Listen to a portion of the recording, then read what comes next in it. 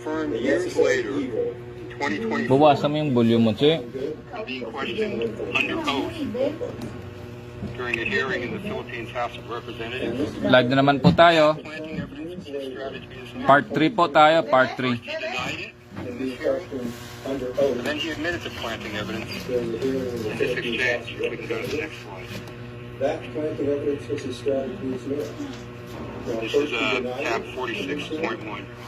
But then he admitted to planting evidence. Chairperson. Quote, so you really did plant evidence. Mr. Duterte's answer? Well, that was part of the strategy. As a mayor and as a leader of the law enforcement agency So you in really the did city. plant evidence. End quote. Mr. Duterte's answer? His privilege, That was part of the his strategy. legal As a background mayor and as a leader of the law makes enforcement this agency betrayal of the law in the city. an embrace of His privilege, his legal background, I thank Mr. Tuyat for his intervention, but I feel that even more inexcusable. He knew, as a lawyer, as a former prosecutor, that his so-called crackdown on crime was a criminal attack against the civilians of the Philippines. And overwhelmingly, the evidence shows, on course of the court, he used this conduct for Rousseau his criminal. and also Kaylin Chen. Not only Your Honor will permit me, there are also Filipino attorneys who are attending and supporting us today, and he I'll briefly only mention bragged about it. Right after his Duterte was arrest, he went to that and arrest. will always Right after his remain, arrest, Madam he President, bragged. Your Honors, He thrives on a tough guy persona, an image that he's tried to create for himself. And I thought about in riding motorcycles. The one example I'll show you is Even in 2007 now. You June. can play that, James. And I should say this is tab 18.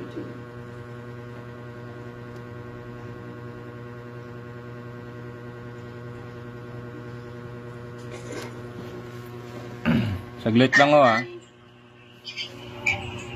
It's never losing an election. Duterte's lawyer just told the ICC Riding Harley we Davidson, could play that, James. And I shooting a should say this. semi-automatic pistol. This is the image he's trying to create from the beginning. He wants to pose with weapons. You can go to the next one. Volume mo. Never losing an election. This is tab 80. So, riding Harley Here Davidson, in this photo, shooting a semi-automatic pistol. newspaper. This is the image he's trying to create from the See beginning. Mr. Duterte? He likes to pose with weapons. If we can go to the next one, James. And just note that This is tab the 80. photo of the immediate left of And the here in photo, this photo, which was published in a Ronald newspaper, Pato de la Rosa. you can see Mr. Duterte holding an assault rifle. And I'll just note that we also see in this photo, to the immediate left of the photo, Ronald Pato de la Rosa. Pato's the nickname. And to Mr. Duterte's immediate right, Isidro La Peña. And we'll hear more about them later. Even days before he was arrested, 3 days before he was transferred to The Hague, his tough guy persona was on display again during a speech in Hong Kong. Volume. He brushed off the possibility of an ICC arrest warrant, and he referred to the ICC, quote, as motherfuckers who have been after him for a long time, end quote. This is him on March 9th, 2025, if you could play that, James. This is tab 136. Sa totoo lang,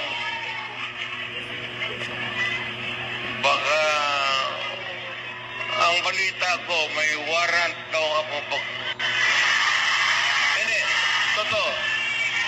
Yung sa ICC or something, matagal na yung hinahabol ng mga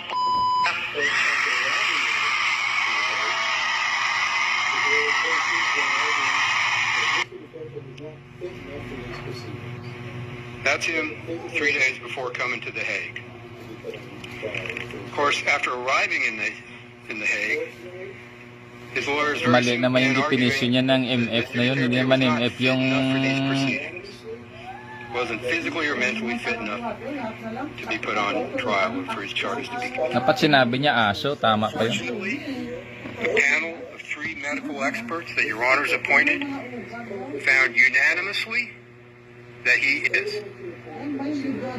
The point is that despite what the defense may say here or to the press, Mr. Duterte is perfectly fine. Tumahimik ka kaya. Attend the proceedings today. There is nothing stopping him except that he doesn't want to be here. He chose not to face the court, not to face the victims. There is no reason for him not to be here other than his request and choice. I'll move on now briefly to his time as mayor in Davao, Your Honors. If we can quickly bring up the map, James. There we see Davao in the south. We can zoom in. I don't think there's any dispute where Davao is. He was first elected mayor of Davao City in 1988 and served as mayor for more than 20 years, between 88 and 2016. And as the deputy prosecutor has noted, jurisdiction for this case is 1st November 2011 to 16 March 2019. We're limited to that jurisdiction. So that is the period we will concentrate on today, although of course before and after may be relevant. As mayor of Davao, Mr. Duterte promised a crackdown on crime.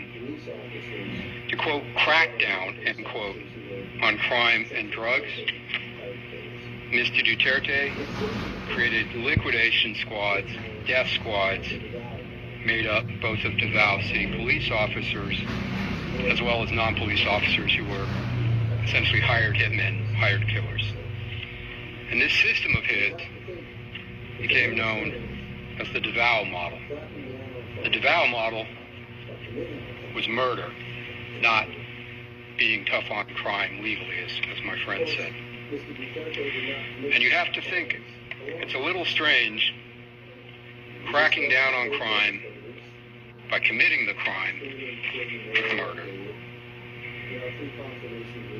Of course, Mr. Duterte did not commit these crimes alone. We discussed the co-perpetrators, including during the mayoral period, in our pre-confirmation brief, Your Honors. And you'll find that at paragraphs 8 to 23. I'll talk about just a few of them now, just to introduce them.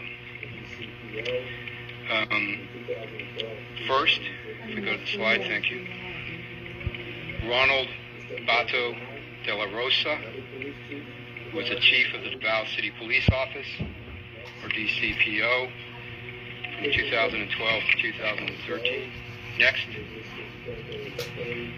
Vicente Danao, another police chief in Davao during the period. Next, Christopher Bongo, who was Mr. Duterte's aide, special assistant, and important advisor from 1998 to 2016 for the Davao period, and then continued later in the presidency. Mr. Dante Giran, regional director of the National Bureau of Investigation. And finally, Italiano Aguirre, who was a lawyer for Mr. Duterte and for some of the DDS members during the mayoral period. And Ms. Croft will discuss these co-perpetrators and their roles in more depth in her presentation, which will be tomorrow. Let me talk now a little bit about the structure of the Davao Death Squad, or DDS. And as we say in our brief, it's a pyramidal structure. If we go to the next one. Again, this colloquially became known as the Davao Death Squad, and it had a hierarchical pyramid-like structure. At the very top, as mayor, Rodrigo Duterte. As mayor, he had, of course, de jure control over the Davao police. And the evidence shows, paragraph 34, we talk about this in our brief, he also had de facto control. Under him were co-perpetrators, some of whom I have mentioned. The co-perpetrators had different roles, but one of them was to relay orders and instructions down from Mr. Duterte to the DDS handlers, and also to relay reports back up to Mr. Duterte. So a typical chain of command, the instructions go down, the reports go up.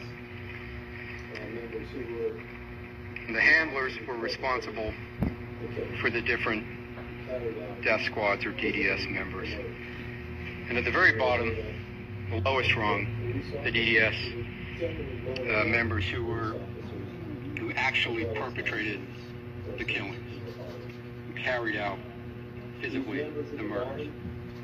And they were made up of both police officers, who were generally lower level police officers, as well as non-police persons who were hired.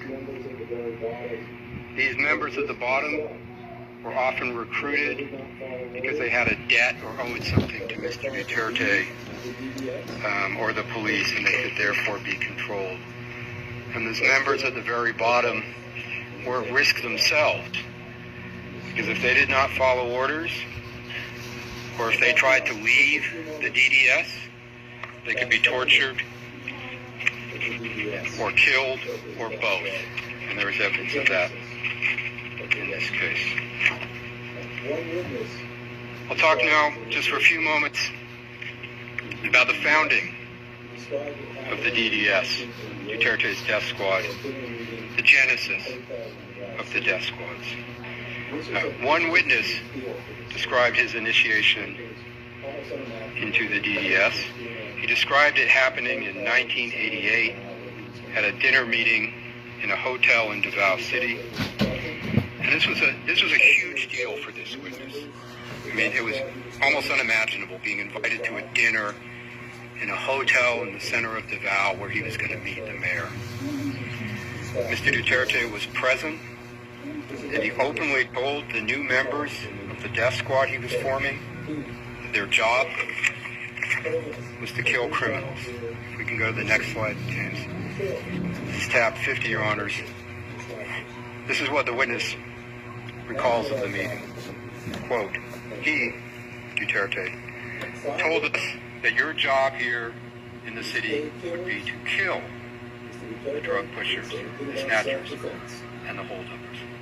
That's what our job is going to be. End quote. And in private, with his paid killers, Mr. Duterte didn't say anything about self-defense. He then provided these death squad members with guns and ammunition, and again, in a festive way, a basket was passed around filled with handguns, and the new members could pull one out, like getting a prize. So they would each have a weapon for their job. It was a celebratory event for Mr. Duterte. The witness explained Mr. Duterte was happy at this dinner meeting. He was laughing, and he even sprayed a bottle of champagne to celebrate. That's at para 5 for our PCB. One witness recalls, we can go to the next slide, James, thank you, recalled of this event, quote, he, Duterte again, said it was like a baptismal, like a launching. He was very happy at that moment, end quote. That's tab 51. Mr. Duterte was very happy at the birth of the DDS. It's important to note, Your Honors, Mr. Duterte has freely admitted his role in the Davao death squad. He doesn't deny it. Well, now he does. He did not before he came here. During an interview with a local news station in 2015, he admitted that he is the Davao death squad And if we could play that now, please, James. Tab 11. So how do you react to that? Noon. Noon na. Should have played the video, the whole video. The full video. Say I'm the death Should have squad? played the full video. True. That's true. You know, Your Honors, in some ways, the case is not exactly Cherry picking. complicated. That's not the only time Cherry picking. Mr. Duterte admitted his role with the death squad. He repeated under oath that he had a death squad at the Blue Ribbon Committee in the Philippine Senate, 2024, about 10 years after the clip we just saw. However, in this exchange, he denied that the death squad included police officers in some type of apparent effort to protect them. This is tab 41.1, if you could bring it up, please. Mr. Duterte, under oath, quote, I can make the confession now if you want. I really took care of it. Please don't involve the police. They're the ones who suffer. I have a death squad, but not the police. These were gangsters. He says it again. In the same hearing, he confirms this admission. Go to the next one, please. Tab 41.1. The senator asks, quote, so what the former president dropped earlier, that they have a death squad, was a bombshell. Whatever name it goes by, whether police or non-police. Because it looks like what we are investigating now is the instrument used for the war on drugs, which led to numerous extrajudicial killings. For the record, Mr. Chair. End quote. Mr. Duterte's response, quote, you are correct, ma'am. You are absolutely right. End quote. It's not on a slide, but he also stated bluntly, same ERNs, same tab, 41.1, same hearing, quote, my death squad, ma'am, is of course, it is organized. That's all I can say, end quote.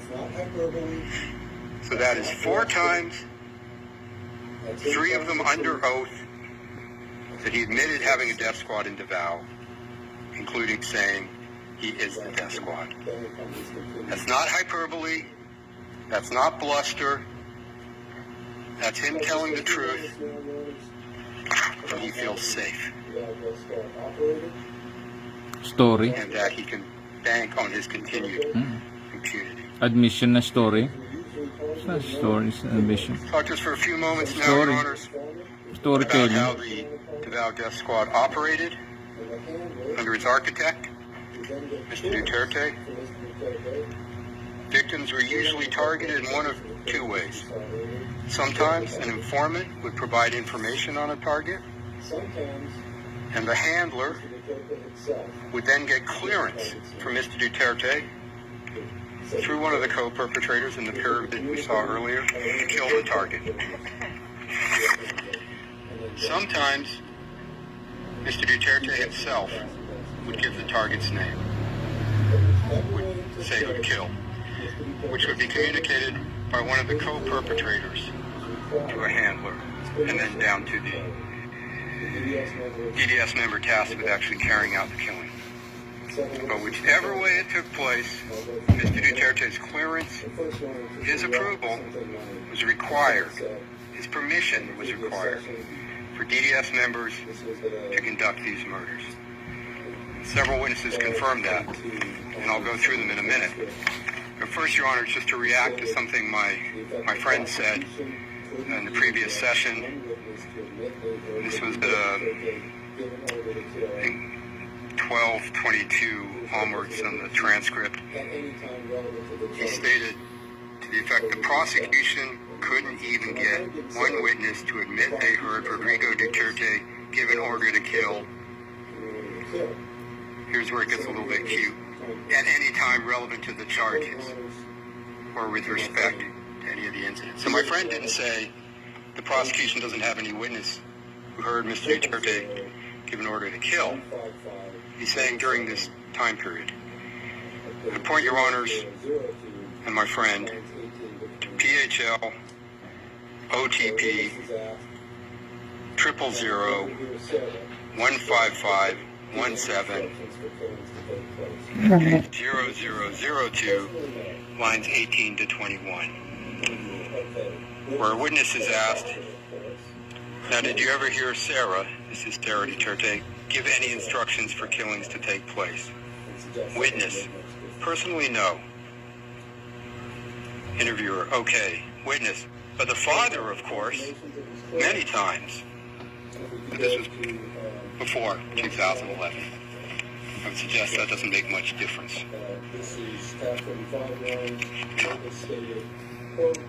Going back to the confirmations of his clearance, if we could go to next slide. Yes. This is tab 35, Your Honors. The witness stated, quote, only one person was making the decisions. You had to ask Duterte.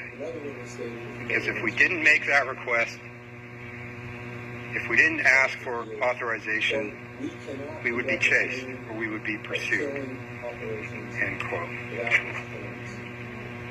Another witness stated, if we go to the next one, please. Tab 58.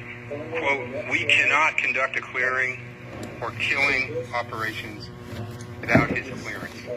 Speaking of Mr. Duterte. We called it clearance. Finally, on the next slide, perhaps the simplest, the witness recalled, quote, different witness recalled, quote, you cannot just kill anyone in Davao City without Duterte's approval. Otherwise, you will be charged, end quote. It's tab 117. In exchange for carrying out the murders as directed, the DDS members would be paid reward money.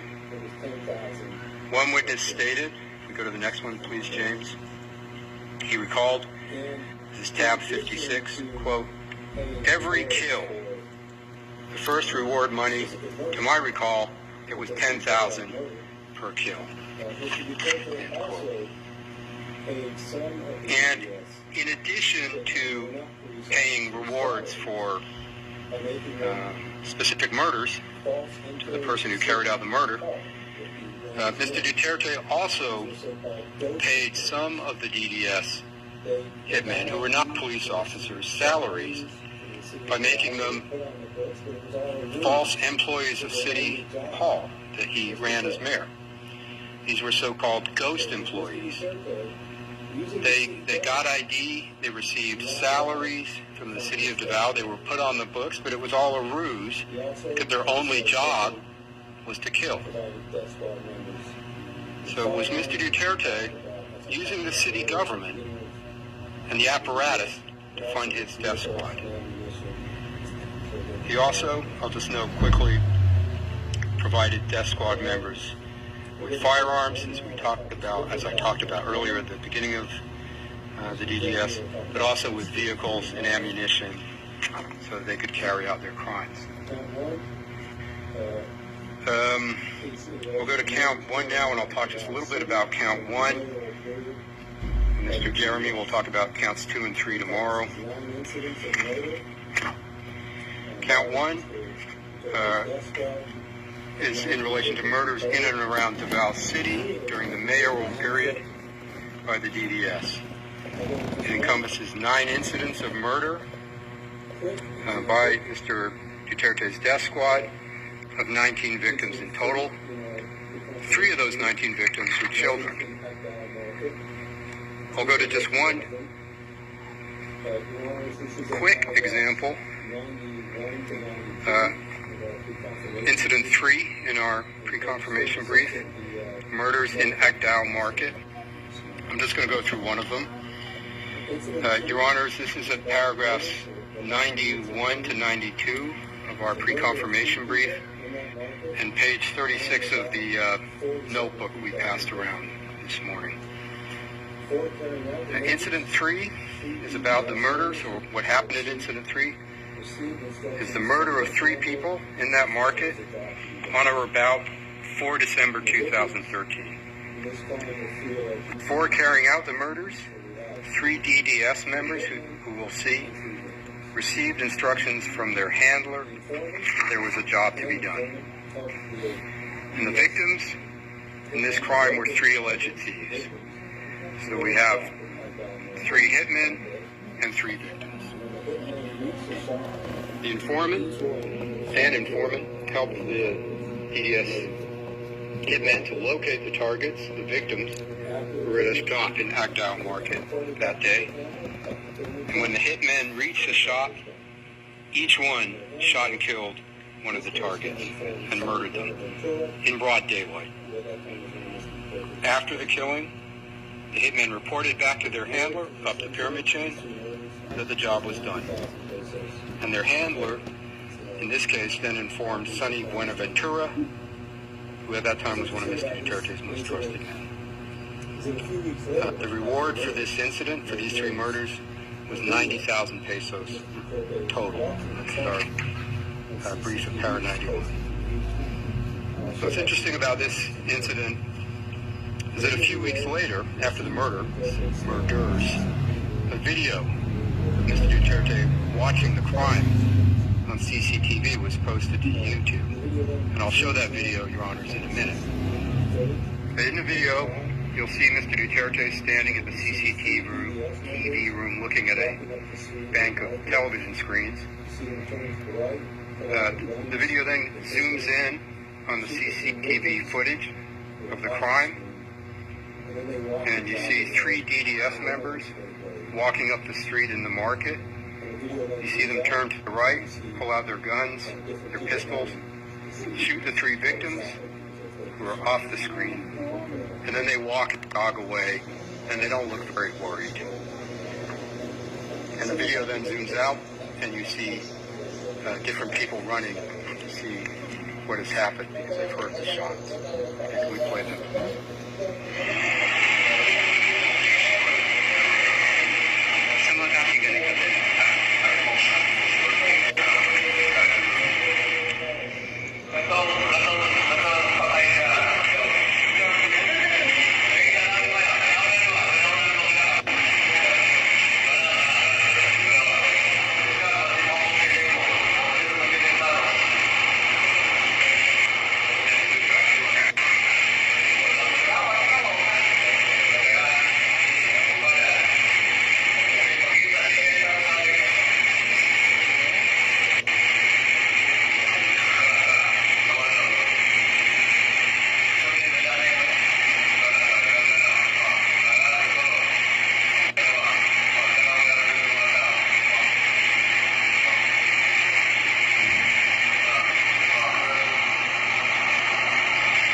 Probably investigation yan.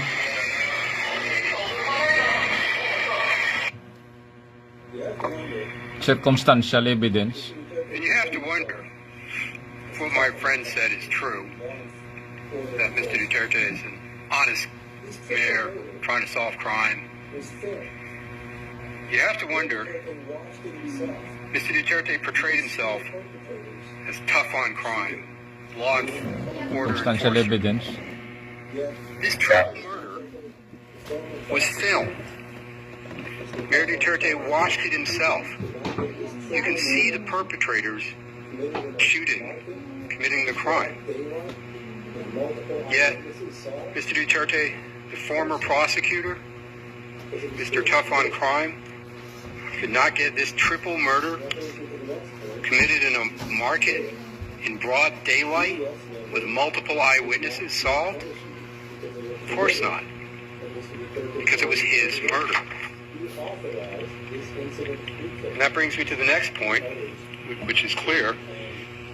DDS members did not fear punishment because they were committed at Mr. Duterte's orders or direction. He authorized this Incident 3 killing and the others in Davao City. That's at our PCB our brief, 71 to 72. And that's why, of course, the death squad members were not being arrested, worried about being arrested for the murders they carried out. If we go to the next slide, James, one of them says very simply, quote, when asked if he's worried about being prosecuted for the killings he committed, his answer was, quote, no. As long as it has been cleared, I wouldn't worry. End quote. Tab 30.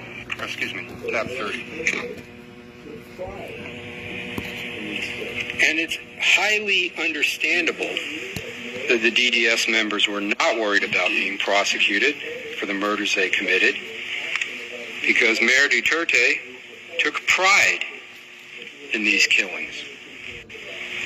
He was interviewed as mayor in late 2015, and a reporter put a question to him, asked him about a human rights group report which suggested that he had killed 700 people in Davao. I'll play the video, and we'll see his response. You'll also see, just before we play that, Mr. Christopher Bongo is in this video to Mr. Duterte's right. Look at the question, look at Mr. Duterte's answer. 700 na, pinatay ko. Nagkulang ko sila sa kwenta. Medyo mga 1,700. No denial. Instead, he takes credit for 1,000 more killings. That isn't bluster. That's not hyperbole. That's the truth. I'll move on now. Your Honor's coming to the end. And talk a little bit about his road to the presidency. He saw that the political success of his Davao model, as my friend said, he kept getting reelected. It was working. He saw that the political success of the Davao model of killing alleged criminals could be leveraged for more power, higher office. As I said in the beginning, that's exactly what he did. During his presidential campaign, he campaigned on a promise, a pledge to implement the common plan to kill alleged criminals nationwide if elected. We're going to play a video now, Your Honors, that are just some of the speeches he made. It's a compilation of 4. This is a tab 12 of 4 videos. It's about 4 minutes, but it gives an idea. These are not all the statements, but it gives an idea of the man who ran for president in 2016. If we can play that, James. 3 to 6 months, sabi ko, I will eradicate corruption, criminality, and drugs.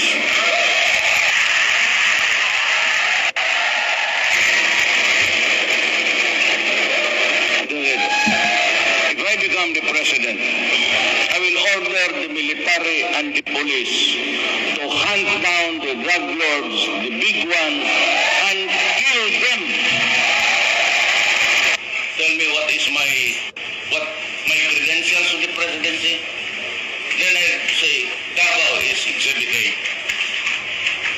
Ngayon, dito sa Davao, hindi sabihin ito malinis itong bayan na to.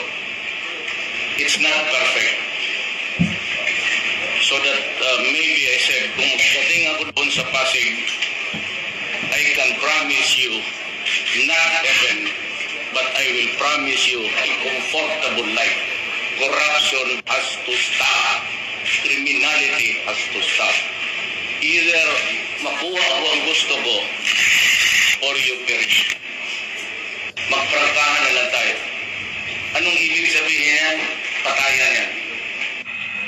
I promise you, hindi naman bilis yung ibang tao. Sabi ko, I would stop drugs and crime, criminality in 3 to 6 months. That's too ambitious. My God, subukan ninyo ako. That's what I told the Davao criminals before. Sabi ko lang, matawag ko ba? Do you want to go out of the city? Gusto mo pumunta ng Manila? Maganda ang buhay doon.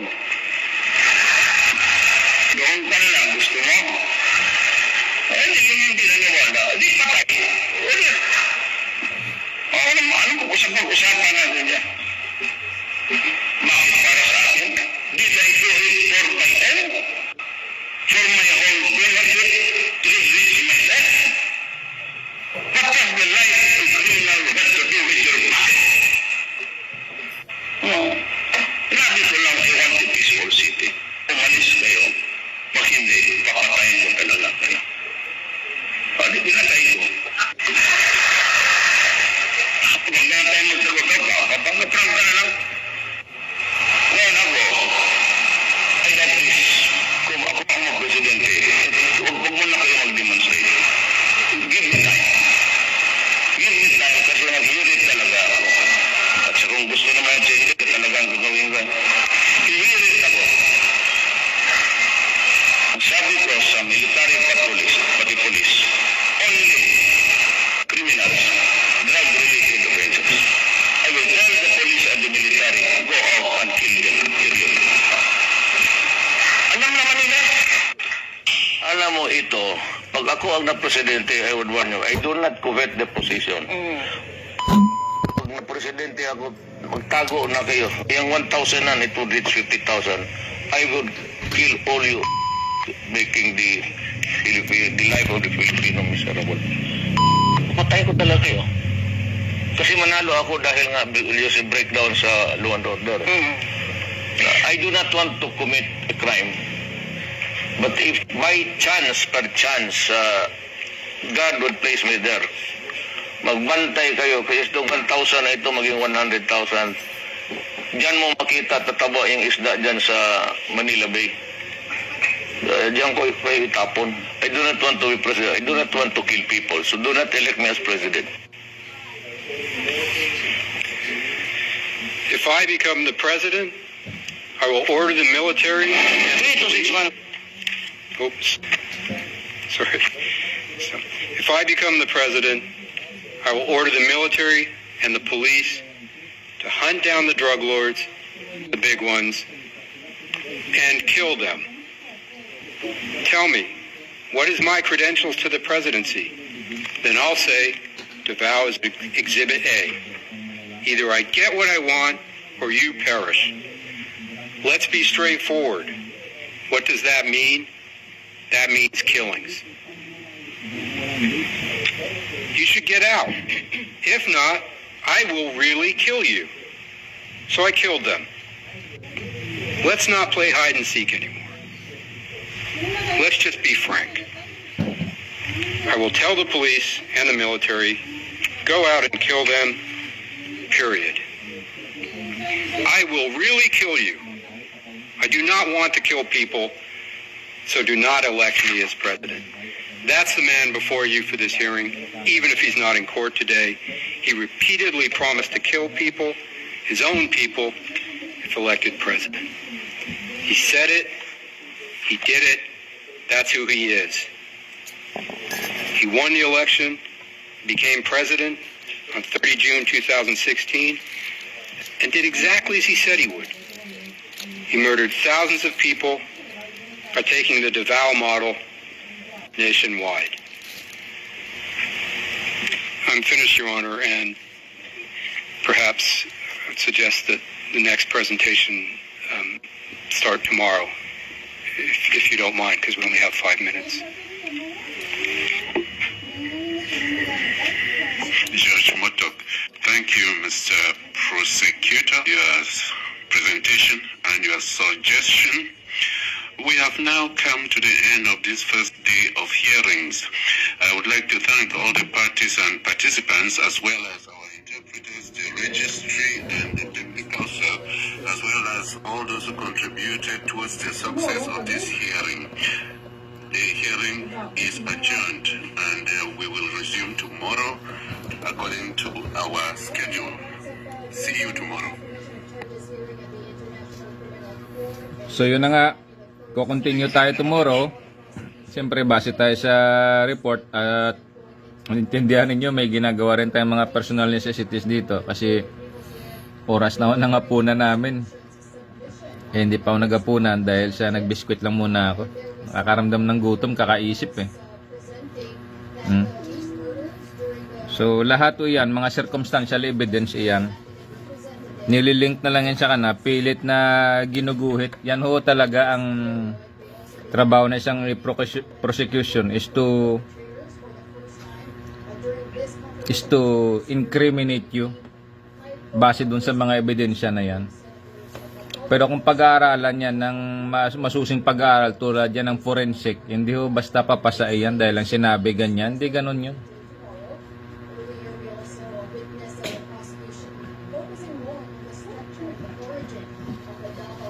So hanggang dyan na lang muna tayo at abangan na lang natin bukas kasi ang hearing nito it started from 23, so today 23 until February 27, so 23 bukas is 24, 25, 26 and 27. So antabay na lang ho tayo. Again, salamat sa Diyos, sa Panginoon at sa Espiritu Santo sa patuloy ho ninyong pagsusubaybay lalo na sa channel ko. Please don't forget to like, share, and subscribe po. At panawagan ko lang po sa inyo, follow nyo po yung aking YouTube channel para sa mga future ko po na mga endeavor na sakali hong magkaroon ako ng 50 na subscriber, magla-live na rin ako sa Facebook. So sana po tawagan ko inyong pansin sa aking YouTube channel din po. And salamat po ng maraming salamat sa inyo. At alam ko po pagod na rin kayo sa activity din ninyo today at talagang oras na rin ang tulog ngayon. So salamat sa Diyos, sa Panginoon at sa Espiritu Santo. Ito po ang ating segment, Vox Populi, the voice of the people. Topic is doon yung po sa confirmation of charges against the Rodrigo Roa Duterte doon po sa ICC. Ito ang inyong host, Jesus Gang Jr. o the Alteram Partem. Let us hear the other side. Amen.